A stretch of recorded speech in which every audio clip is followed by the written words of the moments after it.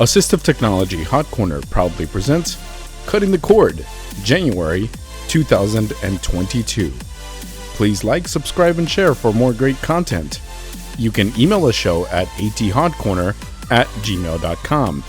Once again, that email address is athotcorner@gmail.com. Your hosts for this episode, Mike Moe, Roger Allen, and Israel Cazares. Sit back, relax, and enjoy the show.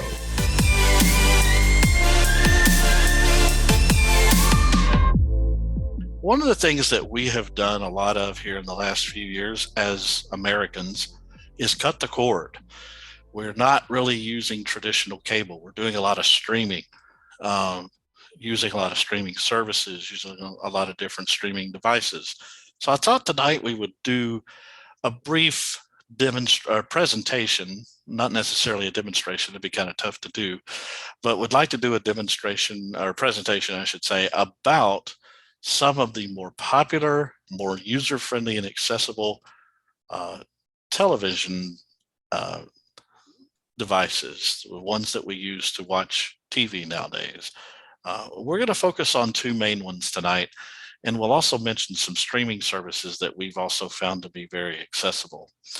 And so with that, I'm going to start out by talking about one of the more user-friendly devices that I have seen. And for all that people say about it bad, there's so much good to talk about, and I'm going to discuss that. And then when I'm done, I'm going to ask my friend Roger Allen, who is on tonight, to talk about the Amazon Fire TV. So we're going to talk about the Apple TV and the Amazon Fire TV tonight and talk to you about the accessibility of these. I'm not going to tell you to buy one over the other. I'm just going to give you the things that I thought were very easy to do, and also some things that were a little bit challenging to do. And then you can make your own decision as to which one will fit your needs. So I've had the Apple TV now since 2019. I have the Apple TV 4th generation. I don't have the 4K because I really don't benefit from the use of a 4K because I can't see the quality of the picture. However, some folks could, and if you have sighted people in your home, not a bad idea to have. Setup on the Apple TV was very easy for me.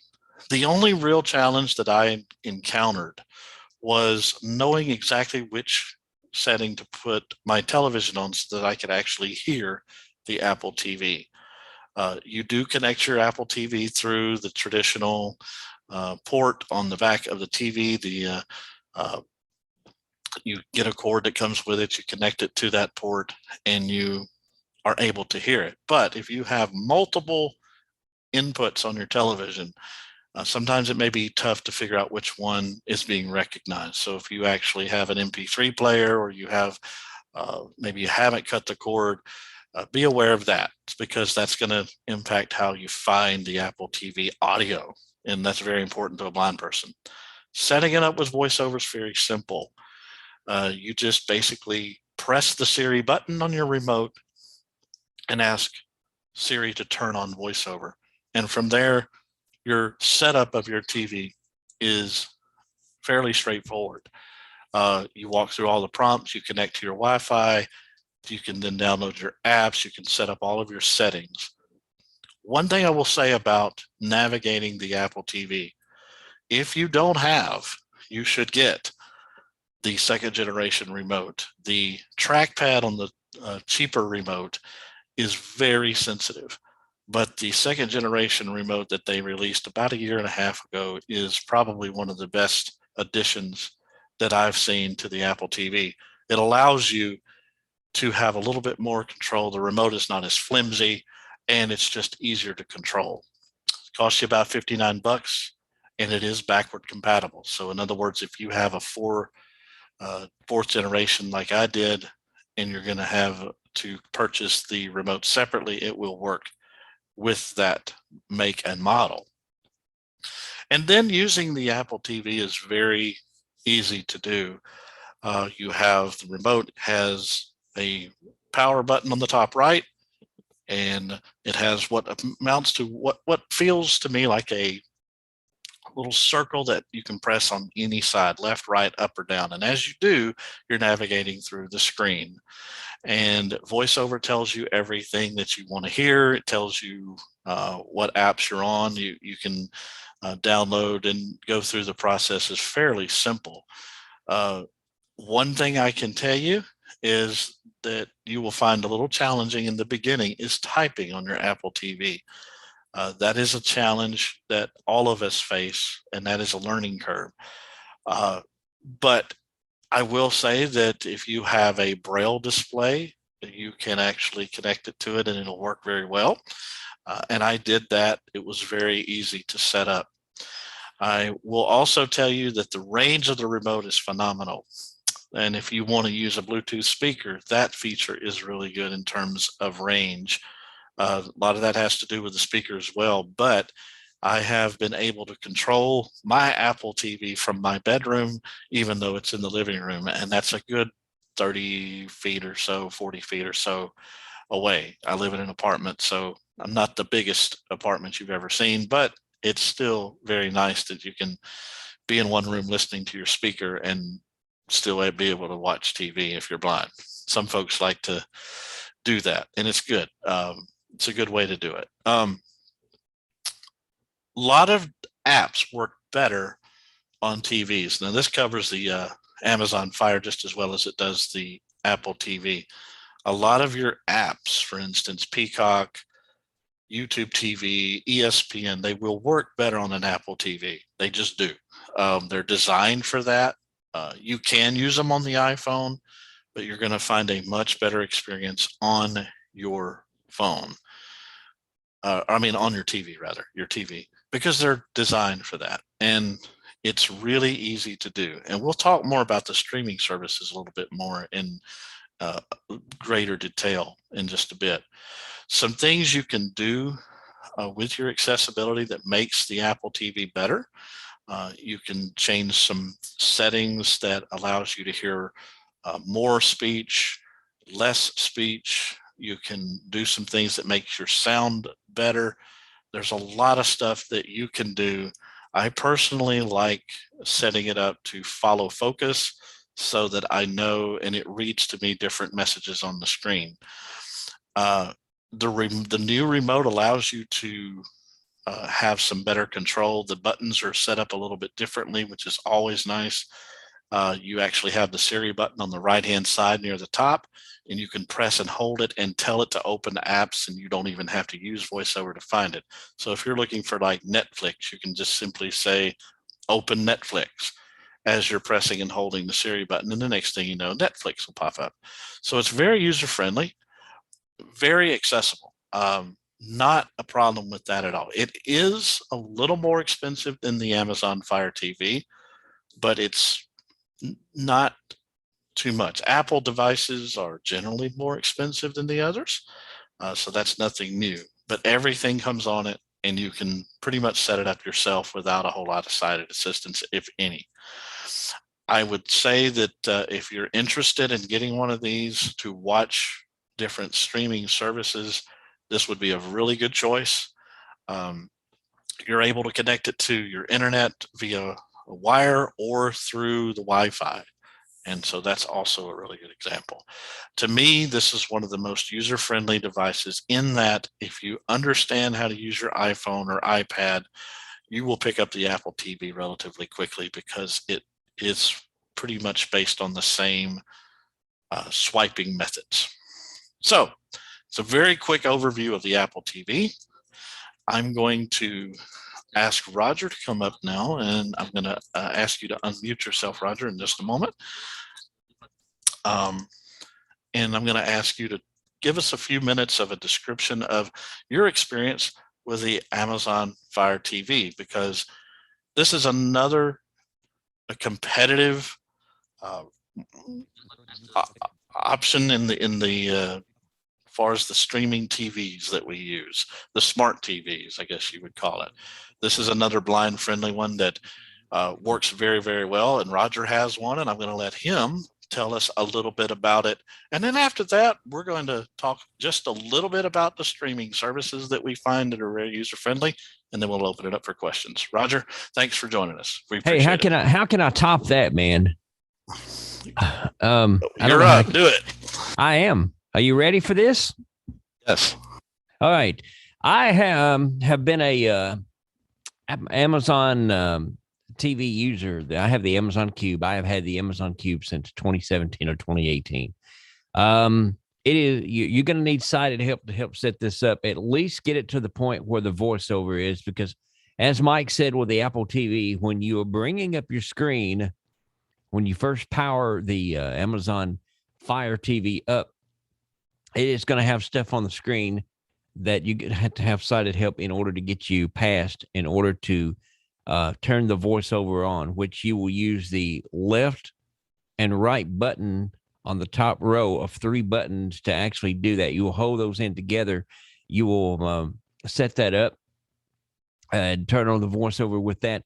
Once you get that on, you're going to be able to sit there and navigate. If you have an Amazon account, you're going to need to sign in right there with that Amazon account so it'll know.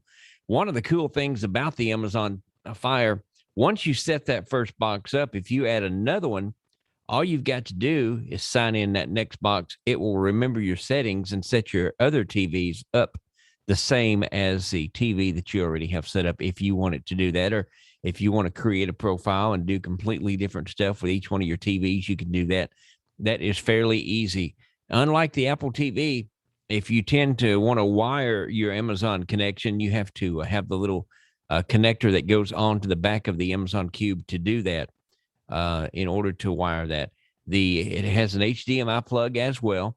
The other thing to remember with the Amazon Cube, that whereas the Apple TV has its own little deal that finds the remote control wherever you go, the Amazon has a little round square cube like deal that you have to plug in and place to where it will see the Amazon box as well as your TV in order to go in and control everything needs to be.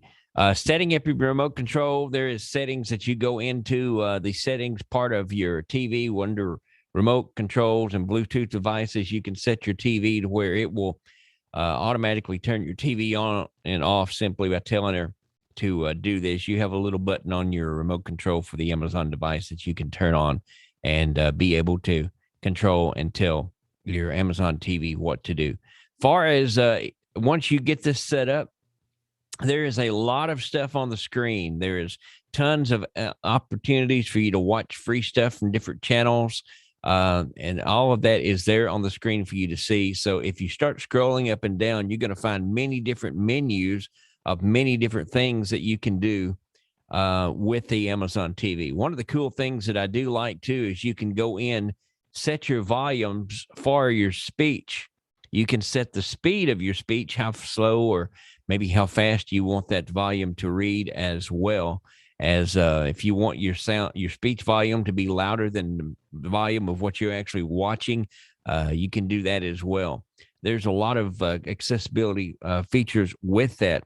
One of the things to be noted here also is with your remote control that comes with your Amazon Fire Cube or Fire Stick, it does require the AAA batteries. The Apple TV remote control does not. It has its own built-in batteries, and you can plug that Apple TV remote in and charge it just like you would your iPhone. One of the other features with the Amazon Fire TV is that you can go in, once you can do your shopping with Amazon. You can do a lot of different things inside of the app that allows you to pretty well navigate to do anything that you need to. One of the downsides of the Amazon Fire is, whereas most Bluetooth keyboards will pair with the Apple TV, they will not pair with the Amazon Fire Stick or Cube. They will not work. Same with Bluetooth. If you want to Bluetooth your favorite speaker,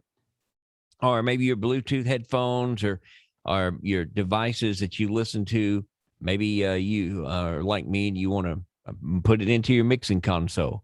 That is a problem to keep it paired. It's easy to pair a device, but it's easy to keep it working. So be prepared for that. very accessible. If you're these Amazon Fire Cubes, they sell anywhere from 89 to 119. So it is a little cheaper buy, and a lot of the accessibility that the Apple TV has, you can also get with the Amazon Cube. The updates, they update themselves just like the Apple TV does with software, as well as keeping the apps updated as well. And they do work with most services. As a matter of fact, there are quite a few apps that are, pretty accessible with both, that you would have fun enjoying. Hulu, Netflix, Prime, any of those apps that you like to stream with your favorite TV shows, etc., are accessible either way that you go with the Amazon Fire Cube or Fire Stick or the Apple TV. So if you're visually impaired and you're worrying about cutting the cord and you're wondering just how much am I going to see by cutting the cord and starting to watch television, you can rest assured whether you have the Apple TV or the Amazon Fire Stick, you are going to be okay. As a matter of fact, you're probably going to see more accessibility issues and be able to find out more about your favorite television show than you ever would having satellite or cable, which really have neither one have accessibility issues. You probably spend more time Googling what you want to know about those shows, because one of the advantages to streaming, you can go and read all of the nice little things about the program before you watch it, which kind of gives you a head up and kind of helps you to be able to understand what we sometimes will not see on the screen that is visual, that it does not say to us. So that's all I've got. Either way you go, the Amazon Fire Stick Cube, whichever, or maybe you want the Apple TV, I think you're going to be okay either way. I would, if you can, play with both of them. That's what I did, and made my choice as to which one I like the best. You're not going to go wrong. If you're looking to cut the cable and save some money, I would definitely think about streaming and say goodbye to the cable company. Thank you. All right, Roger. Appreciate that. No problem. So, and I would also say a couple of things about streaming services real quick while we're on that subject. And I think Mike, come on in a little closer to you, Mike. would help if I put it in front of my face. Yes. The biggest thing that you're looking at is what you're wanting to do. So if you want to stream live TV, the absolute most accessible one that I've seen, hands down, is YouTube TV. And the reason I say that is it works on everything from your Apple TV to the Fire TV, Fire Stick, and I'll say more about Fire TV, Fire Stick in just a minute. But even your iPhone, I have seen you it is so seamless and so easy to do on any device you use it on. Even your computer, you can do it, and it works really, really well. One of the things I think is really great from that standpoint is it's also very cost effective, and their service is not hard to sign up for or cancel. Sometimes you have a lot of trouble with getting out of something. Well, with YouTube TV, they're very easy to work with. It's well done, and you just simply sign up. If you have a Google account, you add it, and you're able to use it pretty simply. You cannot add it on your device. You actually have to go into your Google account and go to YouTube TV and sign up that way. And we can bring more information about that a little bit later. But some other streaming sites, and Roger mentioned them a couple of moments ago. Prime is good. Netflix is good. Discovery Plus. ESPN is really good. The one thing that's a drawback with ESPN, you need to sign into that every day. Otherwise, it's going to deactivate you, and you're going to have to go in and activate your television. And that can be challenging. You're going to need two devices to do that, either a computer or a smartphone, to actually put in the code that it sends you. And it is challenging to do. That is a drawback to their service, in my opinion. They make it really hard to sign in, and they really shouldn't, but that's their prerogative. Don't want to trash them for that. I'm just giving you some information that you may want. I've used some other apps that I didn't find particularly user friendly all the time. Sadly, some of the sports apps are not that great. They flip flop. Peacock is another one that is really good on the TV, but not so much on the phone.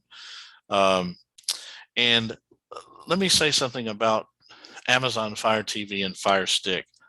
If you have a Fire Stick, the Fire TV settings and stuff that Roger mentioned to you just a moment ago, very, very similar. There's not a whole lot of difference between the Fire Stick and the Fire TV in terms of accessibility. And the reason I know that, I don't have a Fire Stick, I don't own one necessarily, but I can tell you that the instructions to set them up and all of those things are just about the same. There may be a couple of different steps, but it does work really well. Both of them, you're going to be fine either way. So just wanted to bring these things up and let you guys know that there's some options out there. If you've been fighting with your cable company to have some more accessible remotes and things like that, and I do appreciate the fact that a lot of cable systems in certain areas of the country are making that effort. They're getting talking remotes, even accessible boxes. There's been a lot of stuff that they've done, but I can certainly tell you that this is a little bit more cost effective. You pick and choose the streaming services you want. I do know that Disney Plus has some really cool apps, and the Disney apps themselves, a lot of their movies have a lot of the description, the audio described shows are on there. So there's a lot of stuff to pick from. And as Roger said, you can really look up a lot of information on the screen without having to Google your favorite show to know what's coming up. Now, a lot of that depends on the show's content providers and the companies. For instance, I know there's been some chatter in the last few days about Yellowstone. That show, a lot of folks want that to have some audio described content, and it currently does not. So not every show has it, but a lot of shows do. And so there's, put pressure on those people. I mean, send them information saying, hey, we want audio described shows. Maybe that'll change. Okay, so Izzy, I think we kind of covered this topic as much as I wanted to tonight. And so I'm going to turn it over to you and let you kind of tell folks how they can email us with fun stuff, with any topics they would like for us to discuss in the future. And then once you're done with that, we're going to throw it open for questions, and we will tell you before Israel talks about how to send us an email. If you want to ask a question, we have everybody muted in the call because we want to eliminate background noise, especially during the recordings, but also just so we can hear everybody. So if you have a question, you have the raising of your hand option in Zoom, and I'm going to ask Israel to tell you how to do that.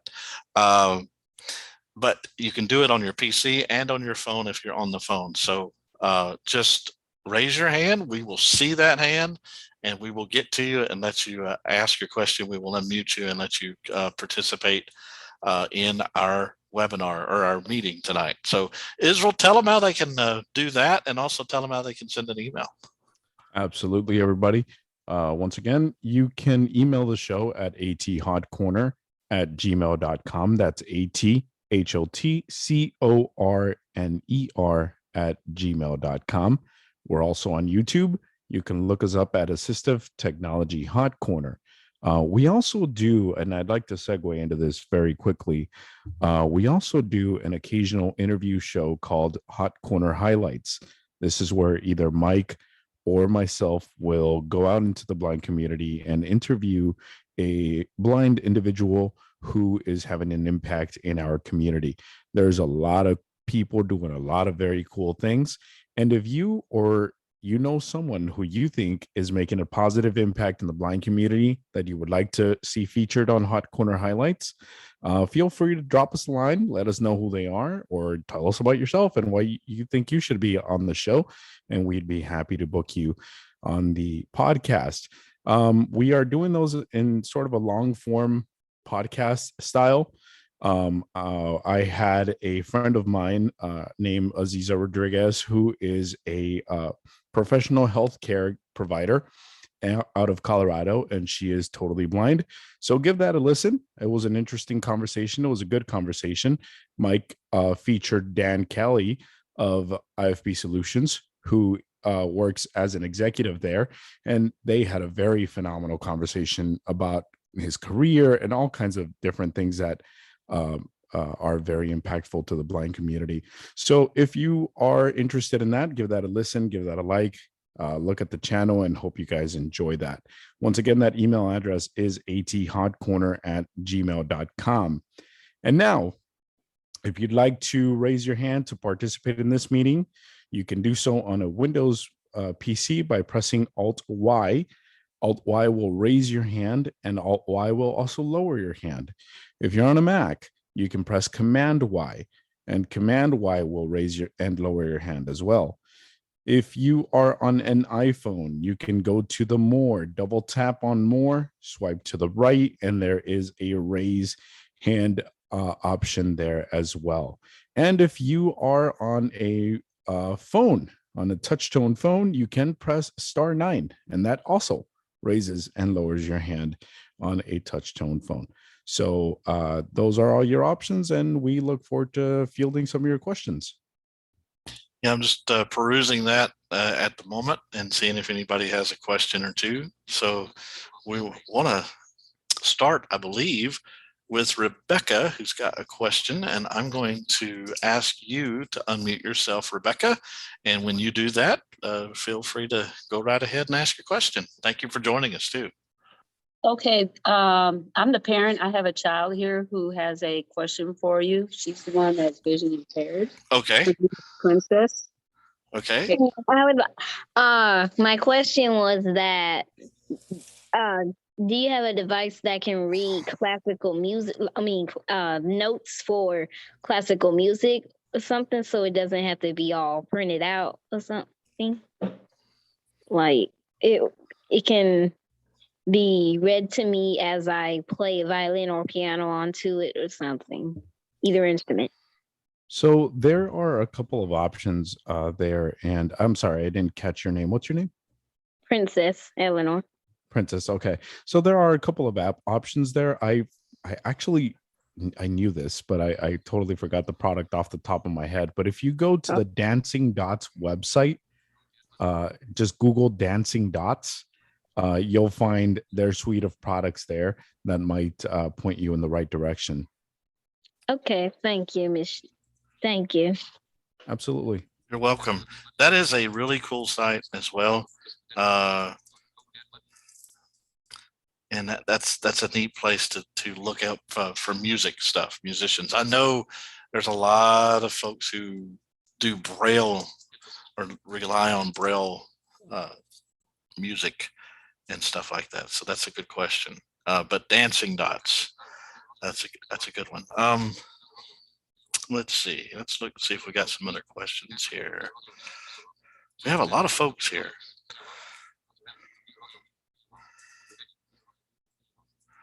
The product, Princess, the product is called Limelighter, is what you're looking for. But you do want to go to Dancing Dots just to make sure that we address that question correctly.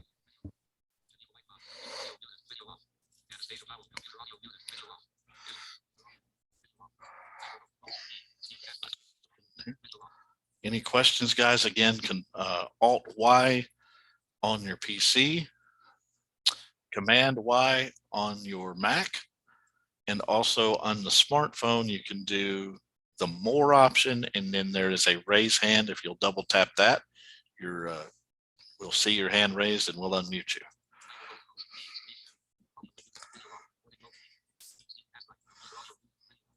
Very good. We have a question from Stephen. Am I saying this right? Gastrite? Is that right, Israel? Oh, no. That would be Stephen Gastrike. Gastrike. Okay. Wanted to make sure I said it right. Didn't want to mispronounce your name. I'm going to ask you to unmute, Stephen, and welcome to the party. We thank you for coming on. I know you've been here before, so welcome back. All right. Thank you, guys. Hey, I now have Windows 11, and I think it was doing it in Windows 10 too on my PC. And I'm assuming it's a Windows thing. I mostly use NVDA at home. And if it sits idle for a bit, I'll get like this tone and it'll keep saying landscape, landscape. and it drives me nuts. And I wonder if you guys have experienced that or know what that is or how to get rid of it. Landscape. Yeah, Wonder I mean, why of course, it's you know what landscape continuously- is on the phone. with Right, landscape. right. Yeah. So that might be something to do with the screen orientation, which you're currently set to. So you might want to take a look at the control panel and display settings and see if there's anything there. It might have to do with screen orientation. Okay, so screen orientation. So and control panel, and Mhm. then you want to go to display settings and check your Display screen settings. orientation. Okay. Is there a default that it should say or for screen Well, orientation? That depends on your screen. Most Mhm. displays for laptops and PCs should probably be set to landscape, if I'm not mistaken. If I am, somebody correct me. Mhm. Especially Yeah. a visual person. Yeah, I think landscape is the desired one on the PC. Okay, Not good. so much on a phone, but on the PC, yes. Yeah, okay.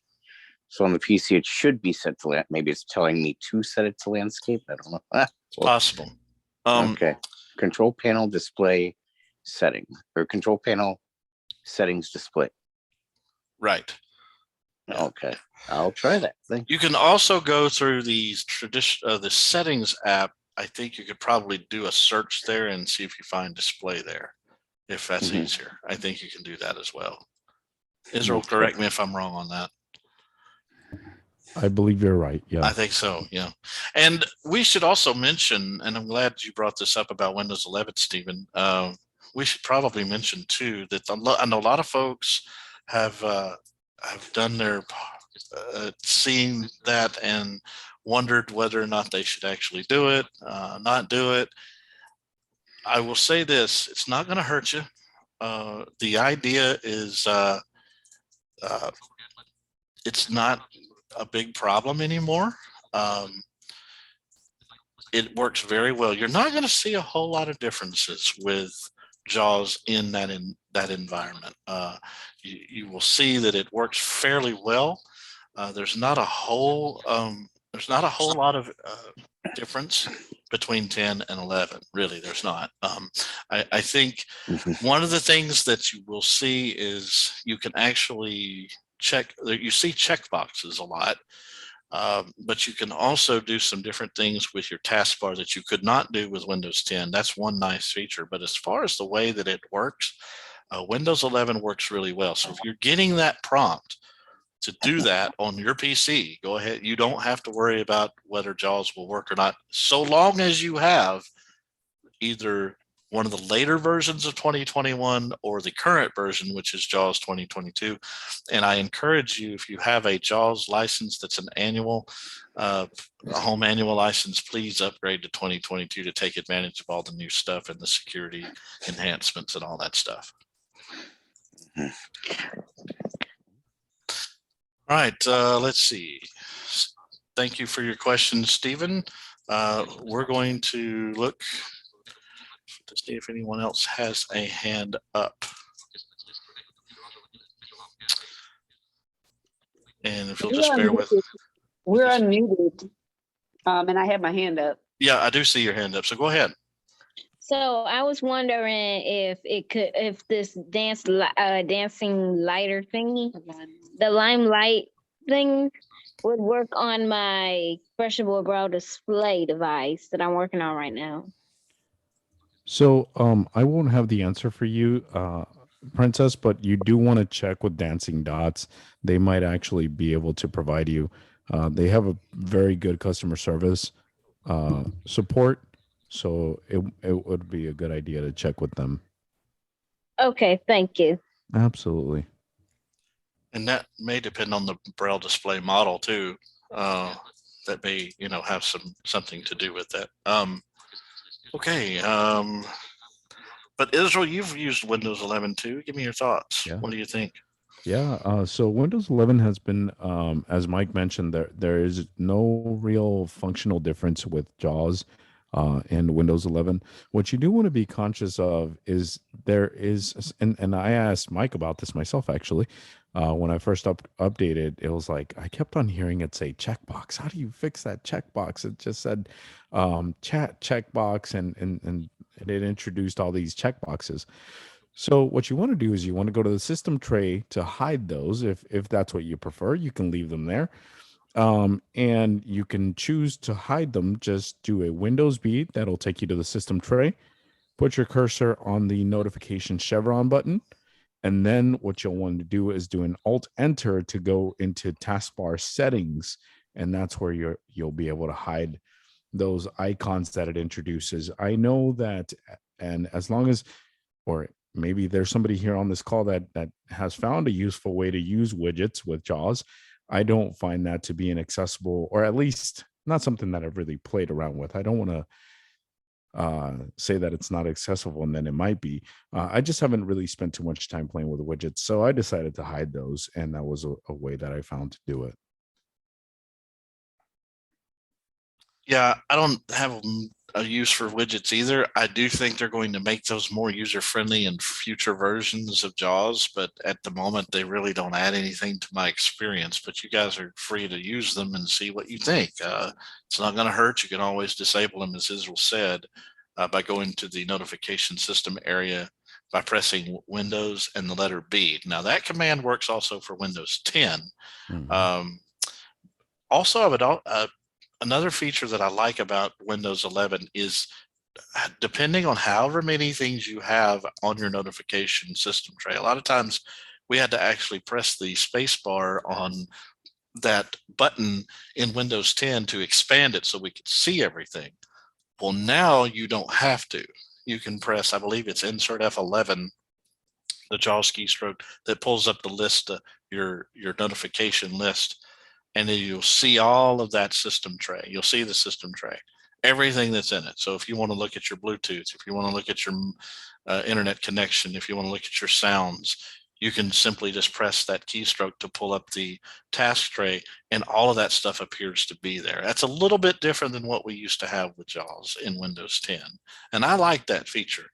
Makes it a little easier to get to, and you don't have to worry about you missing anything. It seems to show everything. Unless I'm missing something, on my computer, it is showing everything. Yeah, that's correct. And Windows N actually also gets you to that notification, which will also include notifications from your email, your calendar, if you're on Teams at work, or if you have an Office 3 or a Microsoft 365 account for personal use.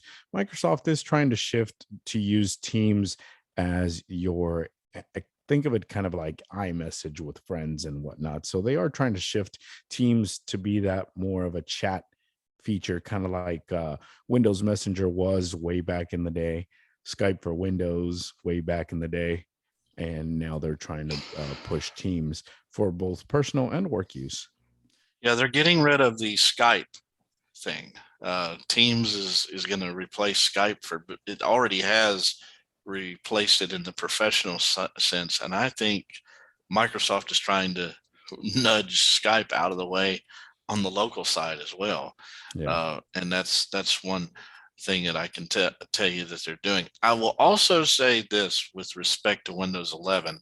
It seems to me that things happen a little snappier with Windows 11. One thing that will also that we probably shouldn't forget to mention this one, I almost did. We've been talking about Internet Explorer going away. Internet Explorer is null and void in June of this year. Anybody who has a Windows 10 computer or 11 computer, you will lose Internet Explorer in June. The good news I can tell you with Windows 11 is it's already gone. There is no Internet Explorer with Windows 11. Microsoft has taken it away and you can't use it. So it's gone. So the only browsers you can use are Edge and the ones you put on there yourself, which is most of us use Chrome. You can also use Firefox. There's Brave, there's Opera Chromium, there's different ones, and they all worked decently with JAWS. Yeah, I would say Google Chrome and Edge are the top two. They're both based on the same code. and they pretty much work the same with the exception of the menus. And we may get into a discussion of comparing and contrasting that in a future episode, but that is one thing that that you will notice as a blind person. A lot of folks been holding on to Internet Explorer. Well, I would encourage you, if you haven't stopped using Internet Explorer, to find time to start learning how to use Chrome and Edge, because you're going to lose the ability to use IE pretty soon. But it's not that big of a deal. It really isn't. Anyone who has questions, we have time to take them. We've got about another 15 minutes on this night's meeting. You can press Alt-Y if you're on a PC to raise your hand. You can use Command-Y if you're on a Mac. And if you're on a smartphone, you can press the More tab on the bottom of your screen. I think it's on the bottom right-hand side. And you can also then press the raise hand button or double tap on the raise hand button, and we will see your hand. And for JAWS users, before we field another question, we do mention this a lot, but JAWS 2022 is out. I'd also like to mention, and it's unbelievable that I talk to a lot of people that don't know this yet. And I was joking with somebody today. I was like, man, Microsoft or Freedom Scientific should pay me for advertising this. But JAWS has now moved to a home edition subscription-based license, where you can purchase a license of JAWS for $95 a year. And that subscription buys you every update that is released, every patch update that's released during that calendar year, and of course the major releases as well, as long as your subscription is updated. So for example, if you buy a subscription in September, which is what I did, of 2021, I got 2021, and in October, when the 2022 major release came out, I immediately upgraded to that, and I have JAWS 2022 available to me. So give that a look. $95 is pretty affordable, rather than paying $1,295 for the perpetual license. For those of us that have been using JAWS for a long time will know. And there's also a lot of very nifty features that are coming out with JAWS. One of my favorites, which is a feature I'm using now for this meeting, is the audio balance feature. And the audio balance feature will allow you to shift either JAWS or Zoom audio and put them in either the left or right channel, or left or right ear if you're wearing headphones. So for example, right now I'm hearing you guys in Zoom out of my left ear, and I'm hearing JAWS out of my right ear. And it makes it so much easier to hear JAWS, to understand JAWS while you're in a conference, whether Zoom, Teams, etc. Makes it so much easier to use that functionality. So to get that, if you're curious about how to do it, it's a layered command, meaning that you'll be activating insert space, followed by V as in volume, B as in balance, and then you activate your left and right arrows, and that'll shift the audio appropriately. And then to rebalance the audio, what you'll do is insert space, V as in volume, B as in balance, and then just press the right arrow, and it centers the audio on both channels simultaneously. So I hope that helps you guys if you're working in an office environment, if you work in a customer service environment, or if you're on a Teams or Zoom meeting like tonight, and you want to be doing some Googling and things like that while we talk. This is a great way to do that. Yeah, I love that feature. To me, if you're a call center employee and you're working in a conference, as a customer service rep, that's one of the greatest features they have introduced, is the balance, where you can switch things to whichever ear you want to move it to. That, to me, is a game changer. We used to do that method by the big, gaudy, expensive, and some people still use these for the desk phones, those headphones that you bought from Plantronics. And those are hard to get a hold of even now. But those things were $400.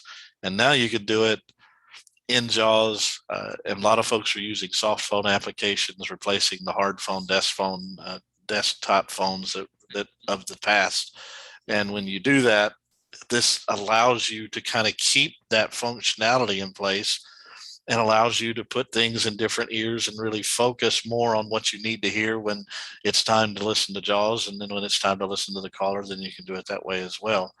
And Israel is talking about using that, and that is a really great feature that Jaws has introduced. That's one of my favorites that we've had in Jaws come out in quite a while.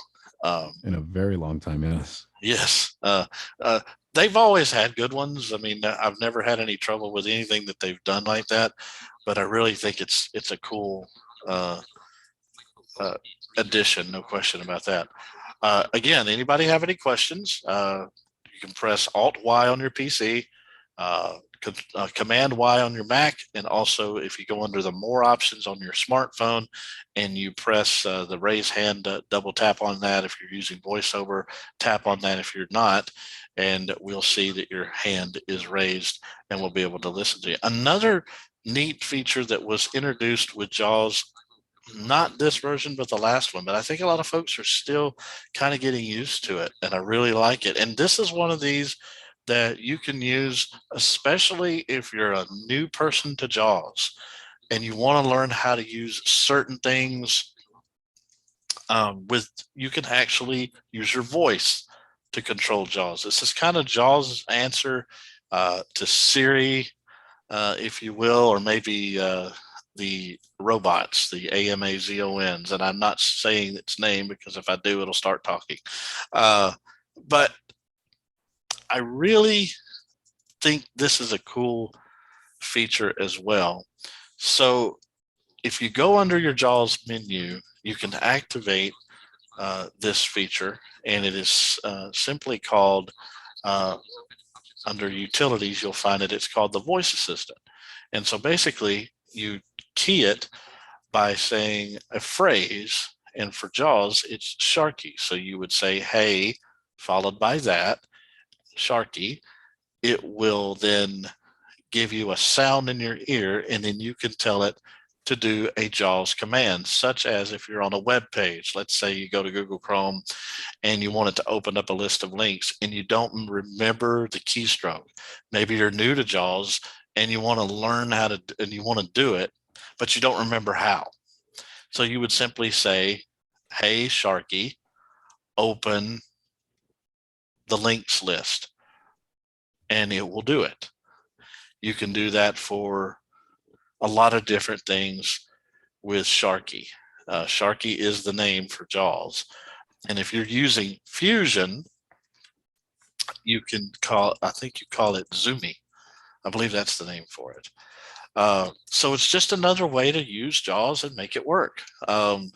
This is really cool for beginners, maybe some folks who are, just now starting out using Jaws.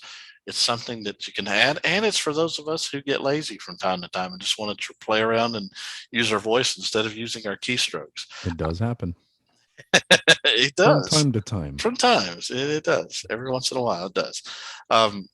So those are some new features that's been around a while, but they're also just, really neat to have. And they are expanding the voice assistant library of commands on a regular basis.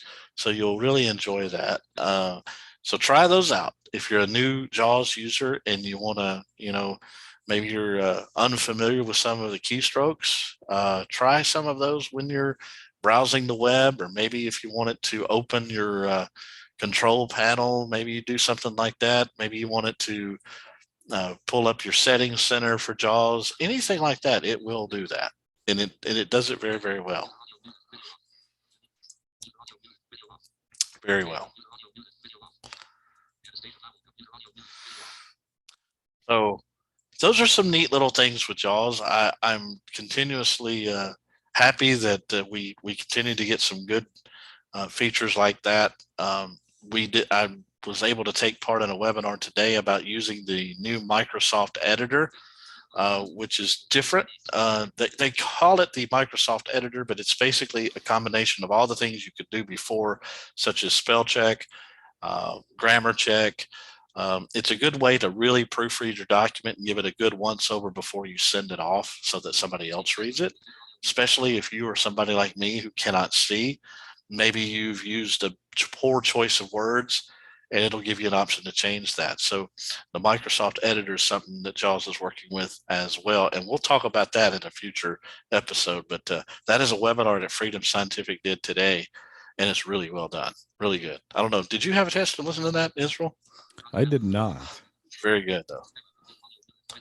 Very good. And that is a really good resource for good training, too, with Freedom Scientific. We've got about 5 minutes left if anybody wants to ask a question. If not, we'll wrap up for the evening and send you guys on your way. We want to thank you all for joining us. In the meantime, while we're waiting for maybe 1 or 2 more questions, Israel, if you want to let folks know how they can reach out to us via email. Yeah, absolutely. We can mention that one more time. That's athotcorner@gmail.com. athotcorner@gmail.com. Feel free to drop us a line.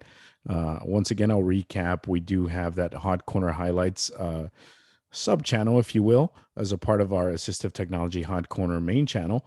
The Hot Corner Highlights, we spotlight blind individuals who are having an impact in the blind community. So if you or someone you know, if you feel fit that description, please feel free to send them on over. We have some very exciting interviews coming up next week. I just want to preview that. It'll be really exciting, and hopefully those will be posted before the end of the month as well. And again, just want to remind you guys to come on over to Assistive Technology Support Group. This meeting every third Thursday of the month. We host these, and they get very interesting, very lively. And it's great to have you guys on and ask these questions.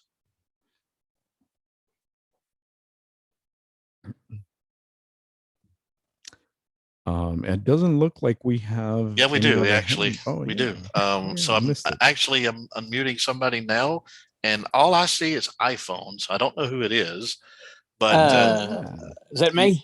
it's you. It's Mr. Ryan Harvey. What's up? It certainly is. No relation to Paul. We must. No relation to Paul.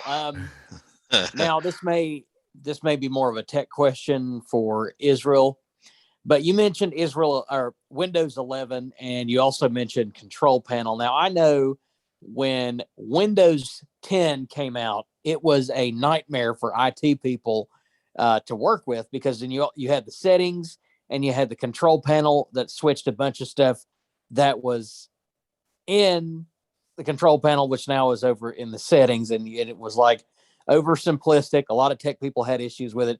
What did you notice in your beta testing of Windows 11 were the key differences between 10, how that was structured menu-wise, and Windows 11? I feel like with Windows 11, they really focused on putting all these different settings in one convenient location. I do exactly know what you're talking about. It used to be sometimes even a little convoluted to go find things in one place and then another.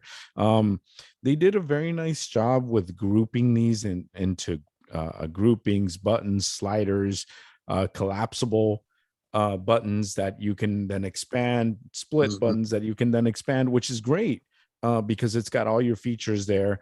You got your drop down list that includes your system, sounds, and then all your other hardware peripherals that could be connected to your PC. So I just feel like they did a really nice job at cleaning up the interface. Again, with JAWS, I don't notice too much of a difference as to how functionally it looks. And this has been something that has been hotly contested. Some people hate it, some people love it, but I happen to be one of those people that loves the changes in Windows 11. It feels a little snappier, a little cleaner. And I will say this, I do like the new sound package too. I do too. I agree with that. Sounds are a little agree. quieter. Yes. They're a little quieter. They're a little more muted. They sound a little more professional, if you will. Yeah. It's a nice clean sound package, and like, this is a issue that's hotly debated, but some people love it, some people hate it. I love the Windows 11 sound. I tell you, one of my least favorite things, guys, Ryan and you both, and we have a question, a follow-up from Stephen that I want to get to before we're done, is when they make little subtle changes like that, the critics go wild and say Microsoft has forgotten all of us about accessibility. That's just not true. It's just not.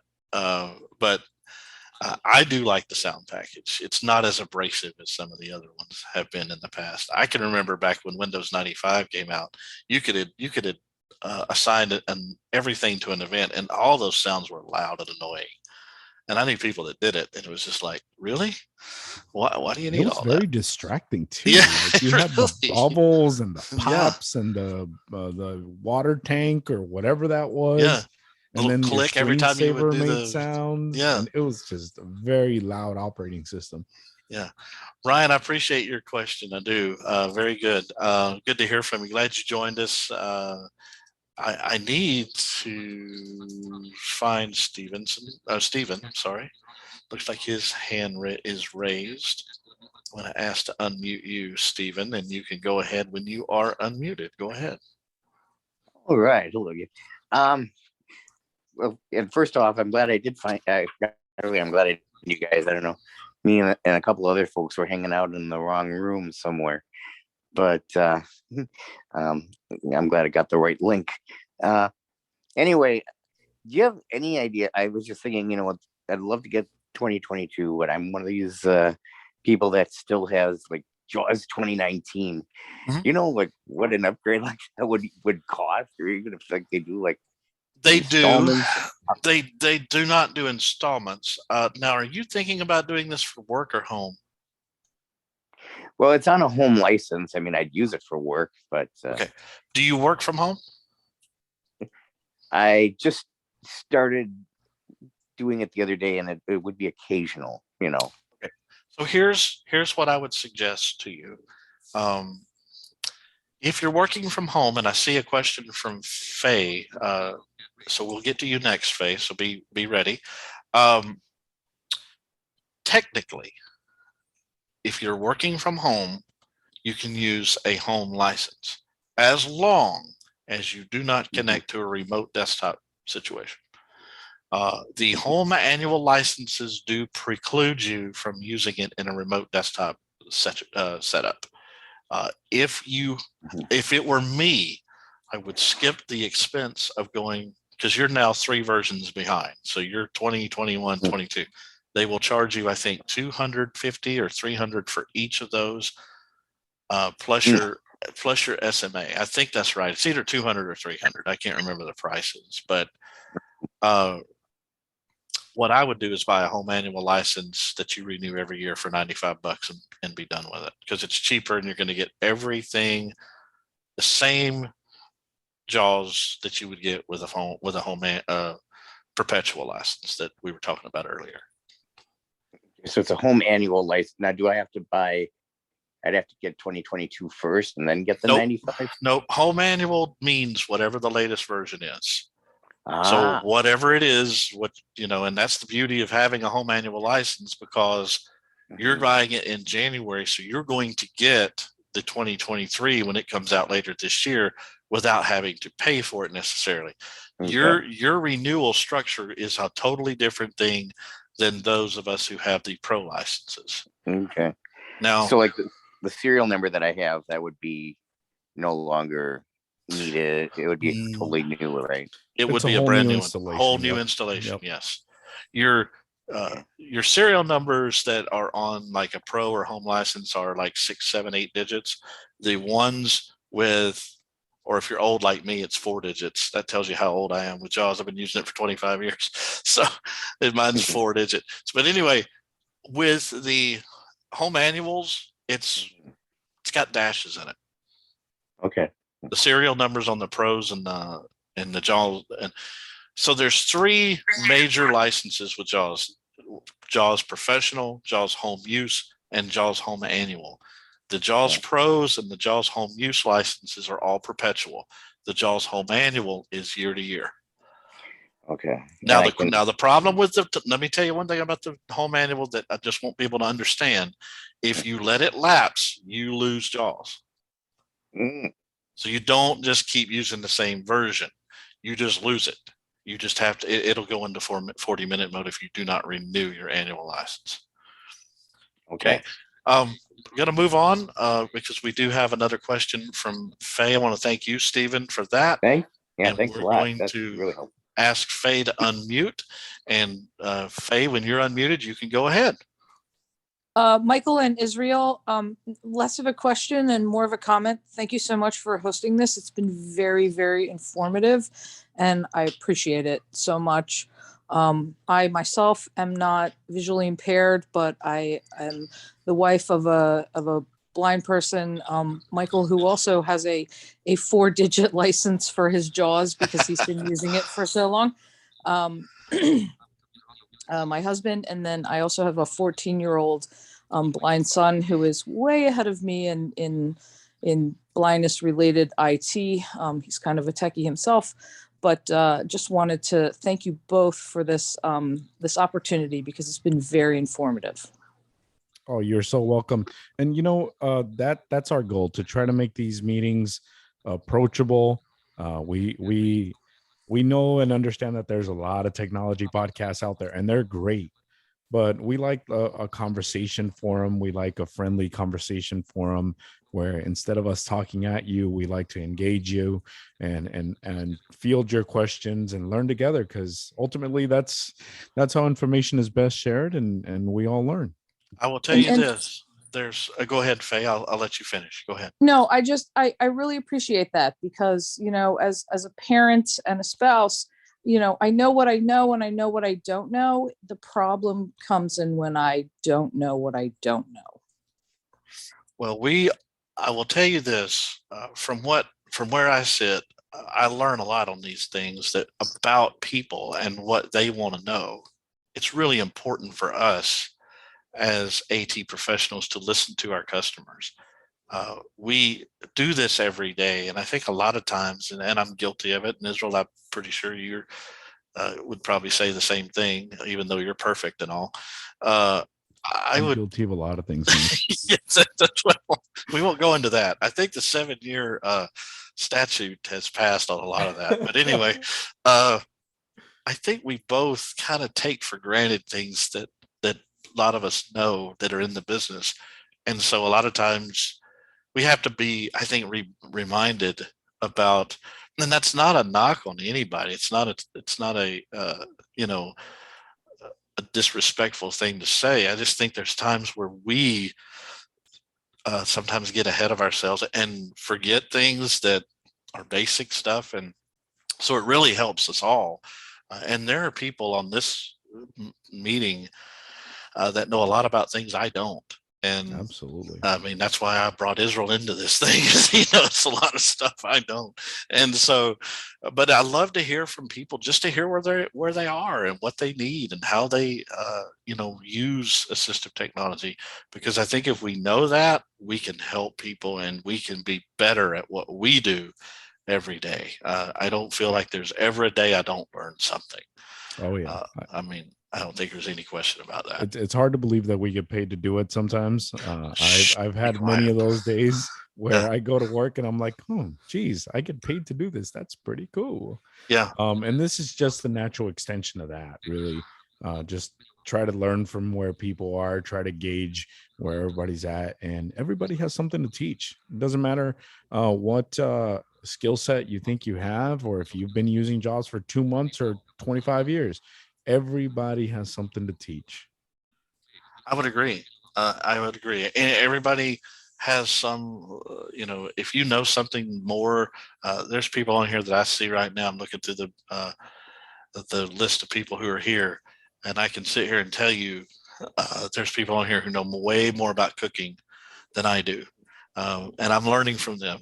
There's people who know more about teaching kids things than I do.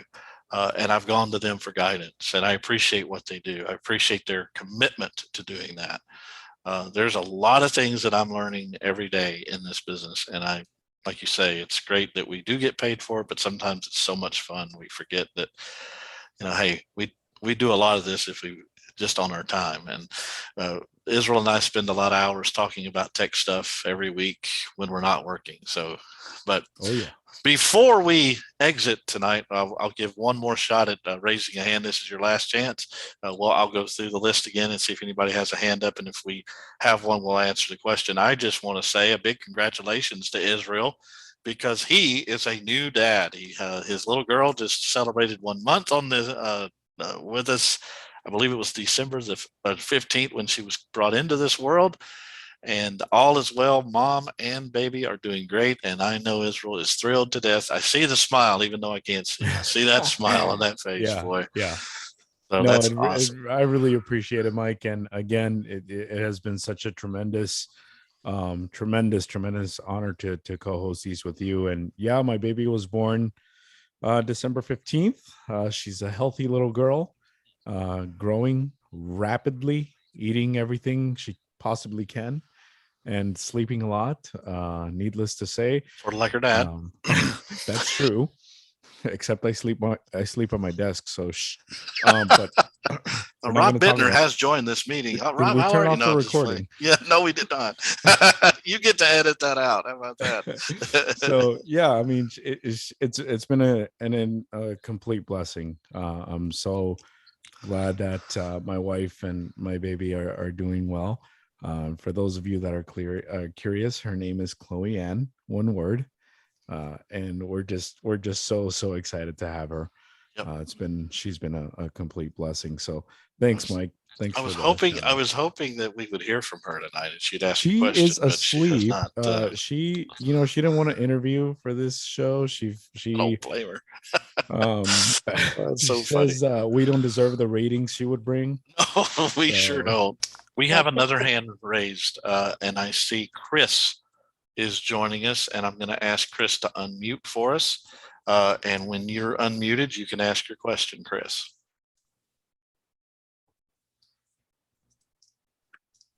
Go ahead. Yes, hello, my name is Chris. Hi, Chris. Hi. I'm currently a student here at Gentry. Okay. And I'm working with North Star. Have y'all had any have y'all worked with North Star area before? Tell me a little bit about them. I'm not familiar. North Star is basically a it's basically you take a little lesson on something like computer basics, email, and all that stuff, and then you take a little test on it. Okay, so they're a training facility. Okay. It's on EH Gentry. Yeah, so I guess that's. So is it like a Blackboard system? Yeah, I think that's what. Like an education Blackboard system. I'm not quite exactly sure. I know you earn once you earn the badges of the like the assessments, you can earn badges and get certified in computer basics, email, internet, and that type of stuff. So do you do this on your computer? Do you access this information on the PC? On my laptop. But okay. My question is, it's not really accessible. I did hear that question before because I'm using NVDA on it. Would JAWS be a better screen reader to use on it? Because it's not some of that stuff is not accessible. Some of the questions. It's certainly not a bad idea to try. A lot of people think NVDA works better on some things than others, and that's true in some cases, but very rarely. As a matter of fact, I would certainly, if NVDA is not meeting your needs, JAWS is probably not a bad option to take a look at to see if it works better. It may also not be a bad idea to try different browsers, because sometimes the way websites are rendered in a particular browser might change from browser to browser. So try Edge, try Chrome, try Firefox. Just give those a spin and see if you see different results with NVDA. Of course, you're welcome to download JAWS, and this is a nice segue. You can get a free demo copy of JAWS, but that will run only for 40 minutes, and then you'll have to restart your computer, and you'll have to do that until you pay for it. But that is available if you want to try that and just hop on North Star real quick and see if it'll make a difference before you commit $95. Yeah. Thanks. You're Yeah, welcome. absolutely. Thank you very much. And I think we're done with questions. I'm going to give one more look. I don't want to leave anybody out. This has been a great night. We've had a lot of new people ask questions. I'm very happy with that. I want to thank everybody who's joined, whether you're new to us, whether you've been with us for all of our meetings. I see a lot of familiar faces, some folks who work with us and some folks who don't, and really glad that you showed up. And we're here every third Thursday of the month from 7 until 8 Eastern, 6 until 7 Central. You can also follow us on YouTube. We have our YouTube channel that we're putting together. More subscriptions, the better. And we'll have some more content up there in the coming weeks as we have time to do it. It's our side hustle, if you will. But you can also send us an email to athotcorner@gmail.com. That's athotcorner@gmail.com. Please utilize that inbox. Please let us know that we're, what we can do to help you. If you would like for us to cover something in our future get-togethers, we would be more than happy to do that. I also want to say thanks to Roger for doing his helping us with the Amazon Fire TV, talking a little bit about that. Thanks, Israel, for being on as well. Appreciate all you do. And thanks, everybody, for attending. We went a little long tonight, but that's okay. We sometimes do that just to try to field all the questions. But hope everybody has a wonderful evening, and we will see you on February, I believe. Let me do the math here. Math is not my strong suit, but I believe it's May. Listen to me. February the 17th. I believe that is the date. It will be February 17th for our next meeting. And then the meeting after that's March 17th. I can always figure that out. But February 17th at 7 Eastern, 6 Central. If you're in another time zone, you figure it out. But that's Bring someone with you. Please spread this to your network of friends. If you've got blind parents, blind friends that want to join, feel free. We'll be here every month. We'll use this link every month from now on. Please share it. We want to have as many people as we can join it because we want to help as many people as we can. So, Israel, any final thoughts? No, that's it. Thank you, Mike, for all you do as well. Definitely appreciate it. Glad to do it. And thanks everybody for joining us tonight. Hope you all have a safe night. Take care, everybody. For more great content, please like, subscribe, and share. You may also email the show at athotcorner@gmail.com. That's athotcorner@gmail.com.